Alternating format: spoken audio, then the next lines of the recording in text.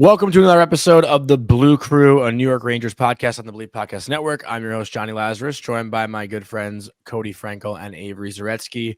And fellas, this is just a feeling we haven't had in a while. I don't think our vibes are low.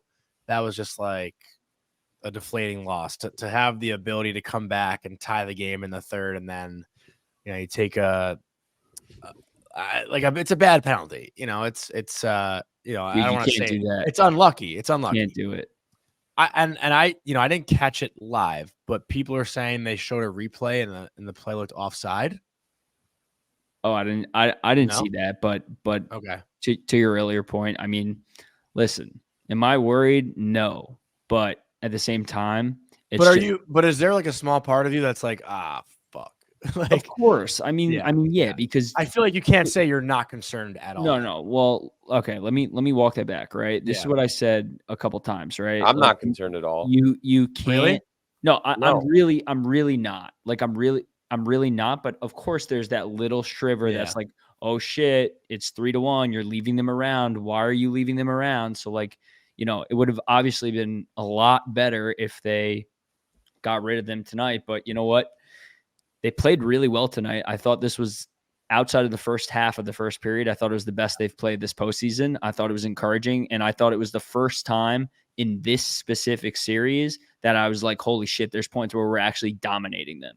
And I couldn't say that in the first 3 games, even though we won those 3 games. I don't think there was any stretch of the games where I was like, yo, we're absolutely smothering them right now. And I really saw that tonight. So I think that's really encouraging. And like, listen, it happens, right? Every single one of these games have been 1-goal games. Could have been either way. Like, could have been the opposite side of the spectrum just as easily. And we could have won tonight and been down 3-1. You know what I mean? So, like, I'll take this. We're going to kick their ass at home. Not worried.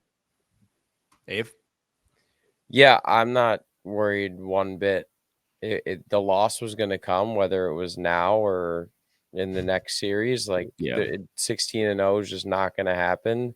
It's better to get it out of the way in the most stress-free situation, right? Like, you're up 3-0. It's not like they were only up 2-0. It just, there's still that relief where they're going back home and they have a chance to do it on home ice. And like, on the off chance they don't do it, they still have 2 more chances to win. And if they don't get it done, they're just never going to get it done in our lifetime. That's just the way that you don't want to put that out there, though. No, but it's true. In our lifetime, it's the craziest thing I ever heard. But I've said it. If they blow a 3-0 lead, I'll lose hope forever. Exactly. Like I say it every podcast. Yankees, Red Sox all over again, bro. I say it every podcast. Team of Destiny. Like, this is the year. This is the year that they're meant to win the cup. The correlations, everything. And if they don't get this done, they never will. So I have little to no concern. 16, like I said, 16-0 wasn't happening. Don't worry, don't stress. Let them recoup. I thought they played a really good game after they let up the first 2 goals. Like, I thought throughout it was a great game. I don't think it was their best game of the playoffs, but because recency bias might make us feel that way. But I do think it was a really good solid game from the Rangers. And there were some bright spots. Like Alexi Lafreniere had an amazing game. Amazing. The third line, I would say game amazing. 1 was their best game. Yeah, and the third line played amazing tonight too. Lavi was rolling them almost every other shift, it felt like. And Kako had a great game. I mean, I can go through the full list of guys who played great, but regardless, don't panic. I will say, though, I thought Panarin was very quiet. I thought that was Panarin's quietest game. Yeah. I'm not saying that because he didn't have a point. He had the puck a lot, right? And he was trying to do his thing. But what I noticed is, like, he'd be in the neutral zone and would start to move and then get the puck taken away. And they were kind of cutting his angles off today and suffocating him a little bit so he couldn't get, Panarin does best, right, when he gets space and can generate the plays. And I feel like they smothered him a little bit today. So, yeah, I mean, I don't think that's like a big takeaway. That was just like something that, I didn't notice him as much as I have in recent games. I mean, Trouba, man, I thought at the beginning of the game, I know you two kind of disagreed a little bit with me and Alex, but I just thought he had a really rough first period. I don't know. I mean, I know he was left out to dry a little bit by Gus in that third.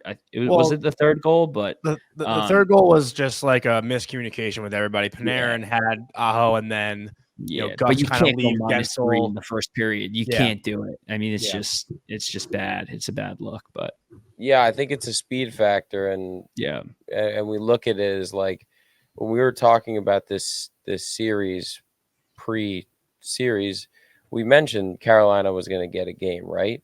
Mm-hmm. And when you think about it, if you ask yourself before the series, what game would you rather them have?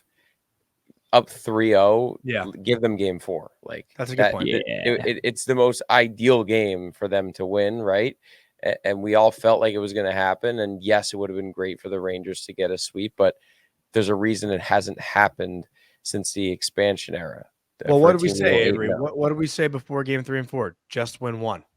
Exactly. The Rangers have done their job every step of the way. The fact that they swept the first round was like not a miracle, but it just felt like it doesn't happen often for us Rangers fans. So we kind of took it for granted.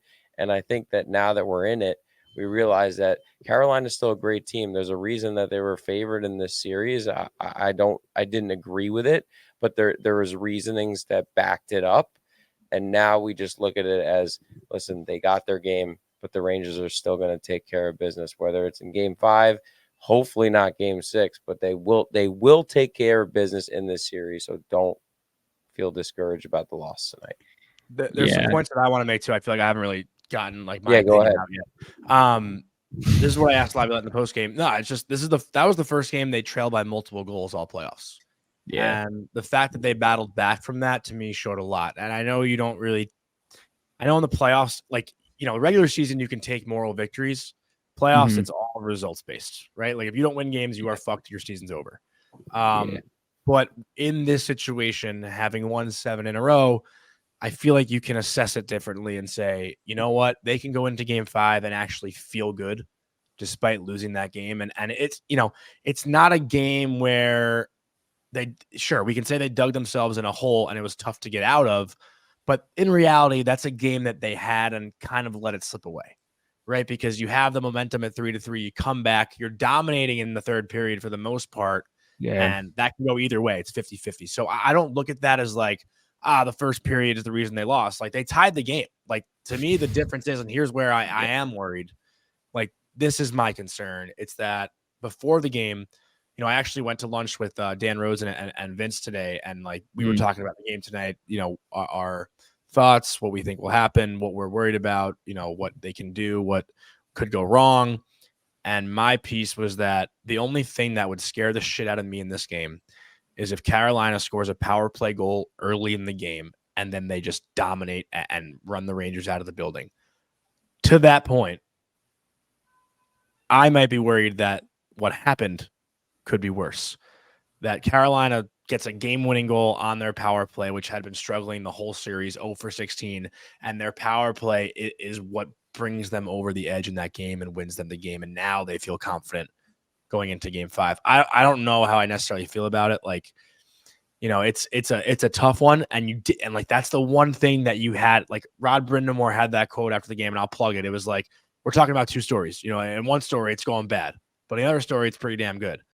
Rod, just how the team's been playing, despite all the games being really close. What does it say about the team? Just the fact they've been fighting every game, every period, and just being able to keep the chance. I appreciate that question. We're focusing on how bad we're playing, but we're really playing pretty damn good. And, I look at it that I'm separating. There's 2 games going on here. I mean, if you want to write the right story, that's what's going on. And we're losing one badly, but we're doing pretty damn good on the other one. So it's just how we can figure out how to make this story get a little better. That's the difference. And everyone's like, what the fuck's he talking about? But he was talking about how, had Carolina had scored maybe on 1 or 2 power plays, this series is different. But they hadn't, and that's why they were down 3-0, and they didn't deserve to be in the series because they fucking couldn't score in the power play. But now they get one, and it's like, fuck, we gave them a little bit of life in the one area that they were dead in. That was the one thing they were dead. Yeah, and but that's just my concern. And now it's like you talk, and I know I've spoken a lot here, but now Game 5, like you can feel confident. The Rangers are great at home. Like I am very confident in the Rangers' ability at home. But in that one little concern, it's like, if for God's sake they don't get it done in Game 5, fuck. Yeah, I mean, you obviously don't want to bring it back to Carolina, right? But that is like that is just your point is valid. I think that the real reason they lost tonight is they didn't handle the building from the jump. When what they did in Game 3 is they didn't let it get out of hand, and it did. It got out of hand early. And it was a flip of the script. The power play. I mean, also that penalty is the reason they lost, because they had score a power play goal. We don't. They had all the momentum in the world going into the last 10 minutes of the game, and then that penalty happens. And I don't know about you guys, but like the second actually had that one great chance late, right before the penalty. I know. And the second that penalty happened, I literally said to my friends, I was like, "Fuck, that's it." Like you just knew it. Like you just knew it, because it was just like we had all the momentum in the world, and this is the classic like, wow, we're dominating. They score, they win the game. I think the way to, get around that, right? You got to just take care of business at home. And Avery's been saying this for a while. Like I was looking back at, like, I remember, I think the episode was like November 12th or something like that. I went on a rant and I said, like, this team has a window for 3 to 4 years, but like, they're never going to be better than this year. And like, they're not a lot of teams try and build for like dynasties. We're building for a cup, like a cup. And that's, it's gotta be this year. Like it's gotta be, you know what I mean? Like everything's working for them. And even, and the example I'm making here is like, they were literally dead in the water in the first 10 minutes of this game. Like, I think we all were like, holy shit, this, like, I think there's actually more positives than negatives to take away. It's just the fear of giving Carolina life. Yeah, no, I get it. But I think, you still have your foot on them, and you just can't take it off, right? You got to just take care of business at home. I think Game 5, I think it's very important that we score first. Yeah. Well, here's a question I'll ask you too. And objectively, this question is probably very stupid. But in my head, when I asked the question in Game 5, who has more pressure? Like, objectively, the answer would be Carolina, because they're down 3-1 with their season on the line. But in my brain, it feels like the Rangers have more pressure, because let's face it. Because of course it does. We're Rangers guys. That's just how you feel as a fan. Because if you don't win Game 5 at home, your momentum in this series is gone. But you still have 2 games to win, though. But the momentum is gone. This team's been so good, man. There's no doubt, dude. I don't know if it is gone, Johnny. I'm going to disagree with you, and the reason I say that, and again, I think we're winning in 5. I think we all knew that, and I said this to you guys like last week when we talked through this. I was like, Game 4 is the game that they're going to lose. Like, once we were up 2-0, I just knew it. Like, we weren't going to win both, right? We even talked about it. We were like, they got to steal one in Carolina. They did that, right? They did it. Job accomplished. They still did their won. Job. They got to go home now and take care of business. And I think the important thing to take away is, MSG, right? We know how crazy it gets. Like, every single one of these games have been a 1-goal game. So we got to assume games 5, potentially 6 and 7 will all be 1-goal games, right? So we just need to get on the right side one time. And I do feel really good knowing, 2 of those potential games could be at MSG, but I do think they'll be able to take care of business in Game 5. Yeah. Also, Carolina's 4-13 on the road, and they're like that. But that's why I'm like, you know what? I'm not saying that I'm worried. Like, I have all the confidence in the world. I get your point. It's valid. It's valid point. But that one, I get it. Yeah, it's dude. I'm a diehard Yankees fan. Avery's a Yankee. Like, I live this shit with the Red Sox. Like, I lived it in real fucking time. Like, as a kid, it's there's always some form of concern, even if we try to say there's not. But the Rangers have the opportunity to go back into their building and take Game 5 and go to the Eastern Conference Finals. And speaking of opportunities, I want to tell you about Melon. You see me, if you're watching on YouTube, I'm wearing the Melon hat, as well as Cody. Johnny probably he can't wear it in the press box, but I know he's wearing it when he's not in the press box because he loves his Melon. And I just want to tell you a little bit about the hat quality. They're built to last 5 times longer than any other hat, and they also have natural antimicrobial properties, so sweat doesn't break down the hat. It's actually incredible. I go out and play golf. I come back. I run some water under the hat. No sweat, nothing. The hat stays exactly the same. I have such a pet peeve with hats. Like if one of my hats bends or anything, I can't wear it ever again. But this hat, the structure stays. It was banging around on the plane today on the way home. Nothing happened to it.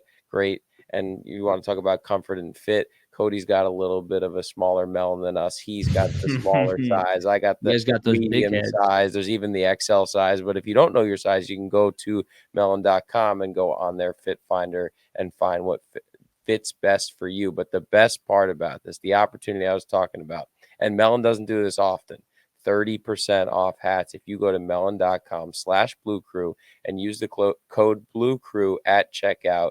You will get 30% off of your order. Go to melon.com/bluecrew. Use the code bluecrew at checkout. Go now. The offer expires soon. Go now. Code's only valid for 2 more weeks. Yes, good call. Say it again, Cody, because I think I talked over you. Say it again. Code's only valid for 2 more weeks. Okay, so Jackknife82, who always asked questions for this show and came on the communal pod. And first of all, we should just shout out everyone that came on to that show.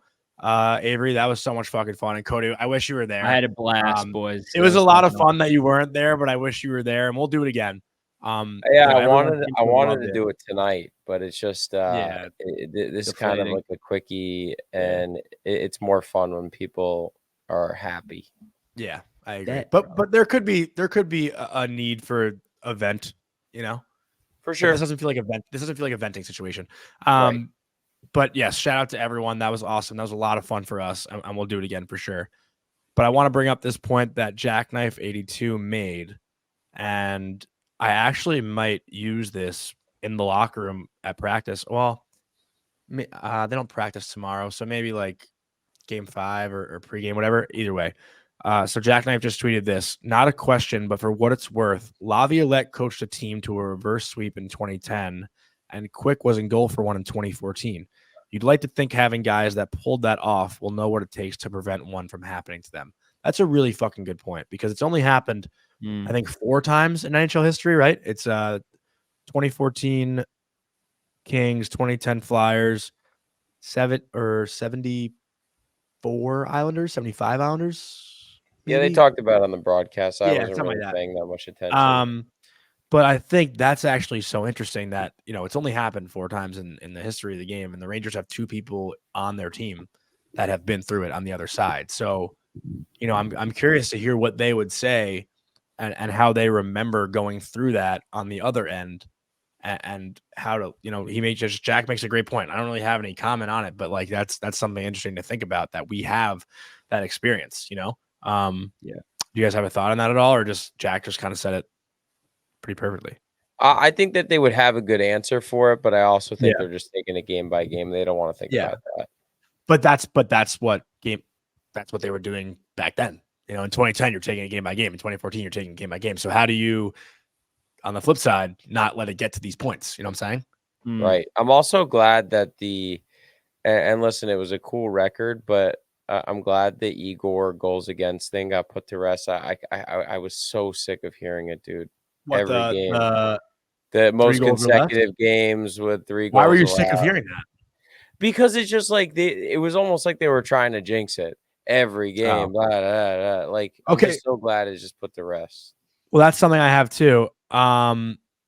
What was the broadcast saying before the Shea goal? Because I'm in like so many fucking group chats, and they were all like, "Oh my god, Carolina's really 0 for 16." Like, people that don't follow it that closely didn't know, I guess. Yeah, and then next thing you know, it's like, "Oh my god, they fucking scored." Yeah.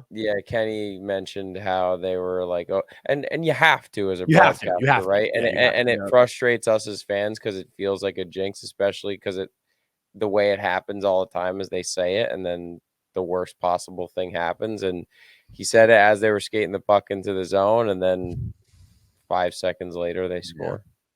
Yeah, they were a little passive on that PK, I thought. I mean, they were in lanes and whatnot. But that's a great shot by Brady Shea too. Yeah. Last thing I'll bring up, obviously there's not specific detail about it. Filipino wakes up with an illness. We asked Laviolette about it. They won't really touch on it in full detail. So I don't and people are asking me if I know any more about it. There's no answer to it. I don't know if it's food poisoning. I don't know if it's head related. Like they just haven't specified on what it is. Illness is the word they're going with, and that's the information that was given to us, and that's all we're really going to know about it. I'm sure that'll be asked tomorrow or Monday when their next media availability is, and hopefully Phil is feeling better and can play.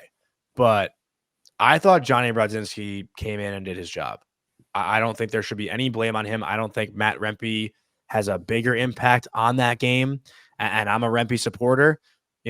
I don't know if you feel the need, if Heedle can't play, to throw Rempe in at home because we know what he does to the home crowd. Mm-hmm. But when it comes to Jonny Brodzinski, he blocked a ton of shots. He made a ton of great defensive plays. Sure, he didn't create much offense, but that line scores a huge goal. Gaudreau gets a deflection. And I thought Brodzinski, for what he was asked to do, he did. And absolutely, his speed and his trying to find the word for it. He wants to be out there, right? And he wants to be in the lineup every night. So the way he came out, banging bodies, getting into the dirty areas, I agree. I think he did his job. He's responsible.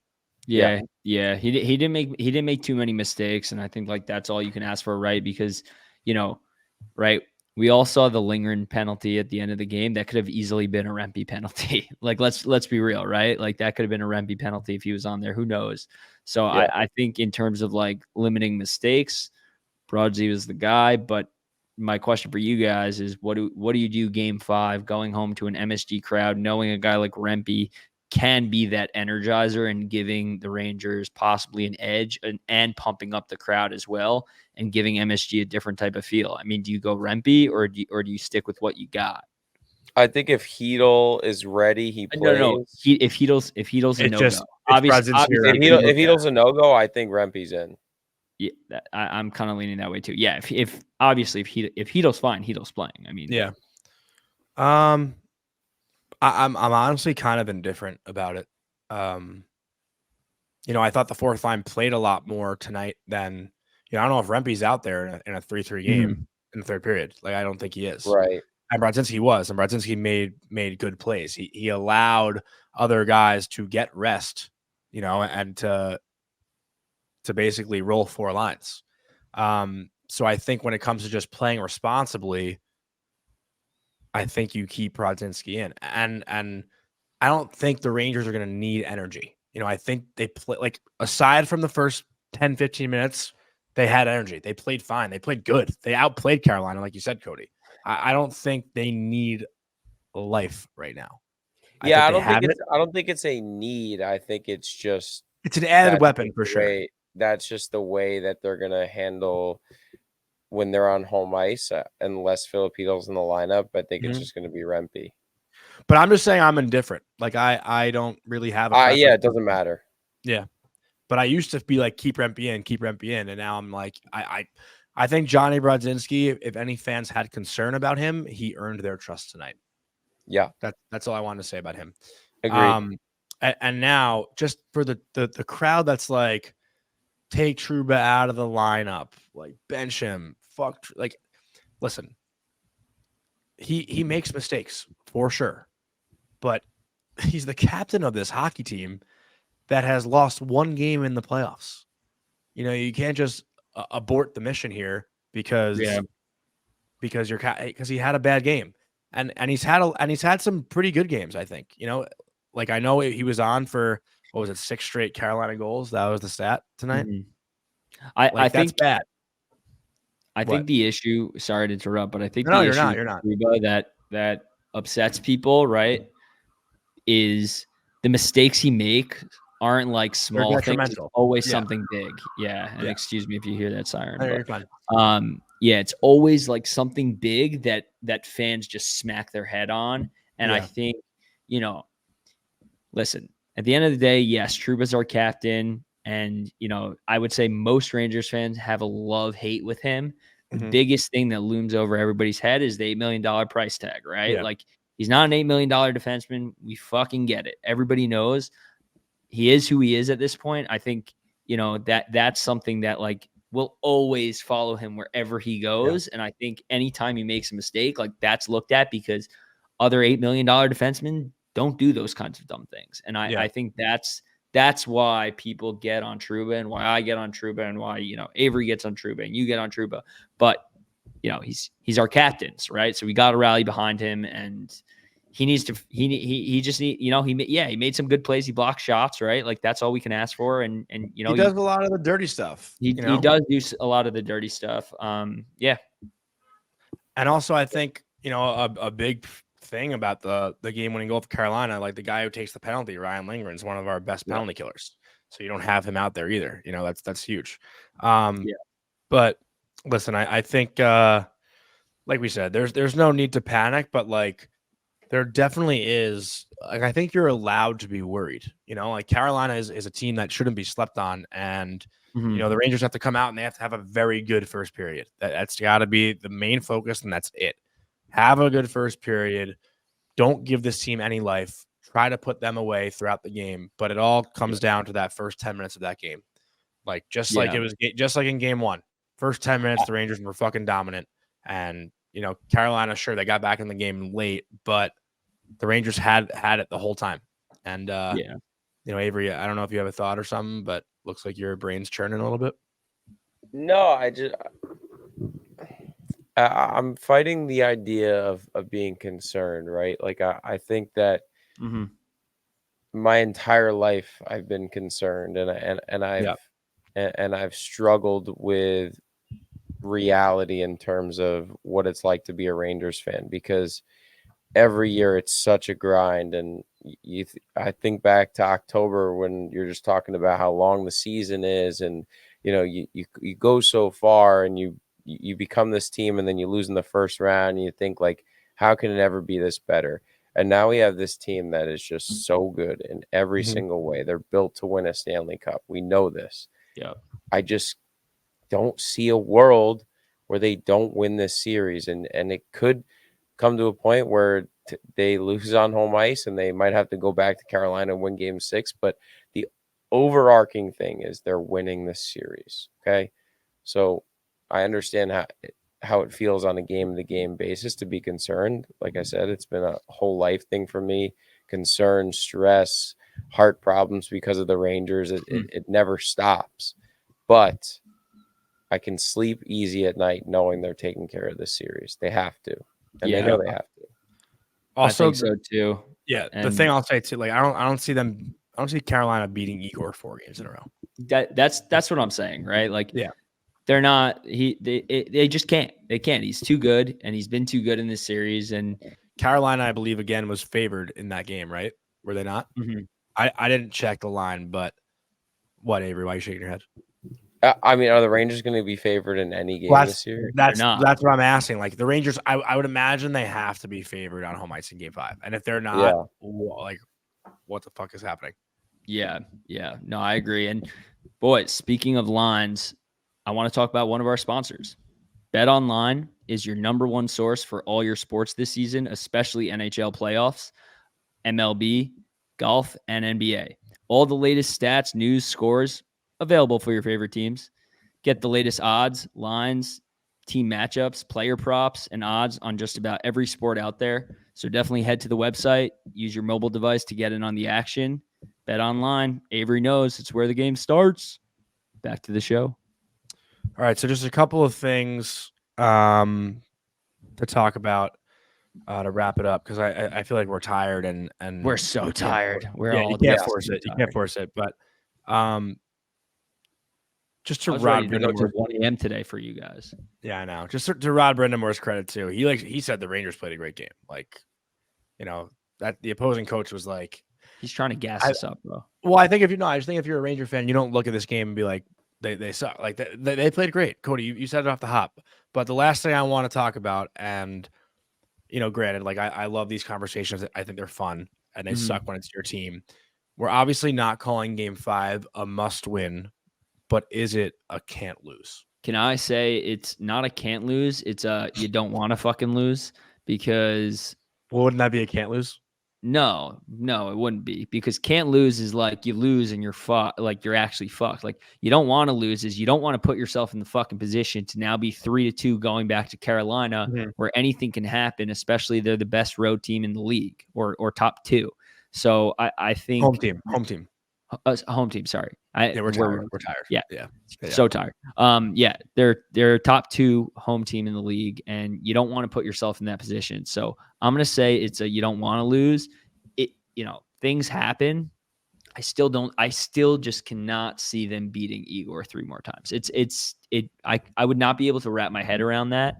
All that said, like I really do think we're gonna take care of business in Game 5, and I think today was such a building blocks type of game for the team because they just built on their game and you saw as each period progressed, they got better and better and better and took away from Carolina, which they have not done in the first 3 games. Like if you want to say you thought they played better in Game 1, that's totally fine. I'm still standing with Game 4. Well, collectively, a full 60.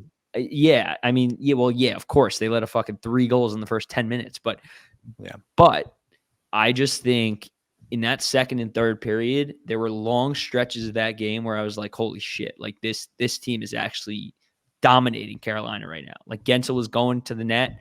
Nope, took it away from him. Like we weren't doing that the first 3 games. So I think that's something to build on. And I think with the MSG crowd pumping them up, endless possibilities, fellas. Minor adjustments. I thought they played a great game. Just go back into New York. It's not a can't lose. It's just a win. It's a just fucking win. It's a just fucking win. So the answer is you're an idiot, Johnny. It's not a can't lose. No, I'm just asking questions. Kidding. I'm just asking questions. I mean, you don't want to go back to Carolina. That's awesome. No, you definitely do not. But like I said, we're winning the series. So yeah. So we're calling it a just fucking win. That's what we're gonna call it. Just fucking win. All right. That's all I really got. Title of this episode. Yeah, I like that. The real fear. You want to know? You want to hear fear? You want to hear real fear? Fucking Avery won't let this go. If it goes to Game 7, the concert. Well, no shit. Luckily, it's at the Garden. If it was at Carolina, the concert. He's saying the concert, bro. I'm not even putting that. No. That's the real fear. I'm shutting you down. You want to see real fear in my eyes? That would be honestly. If they go to Game 7, I'm enjoying the shit out of that concert because I don't even want to know what happens. I'm gonna be so scared. I don't even want to know what happens, dude. I might yell at everybody in the row, be like, if someone says something to me about the game during this concert, I'll stab you. Yeah. All right, Cody. All right, let's do this shit. Can't fucking lose. Just fucking win. LFGR, baby.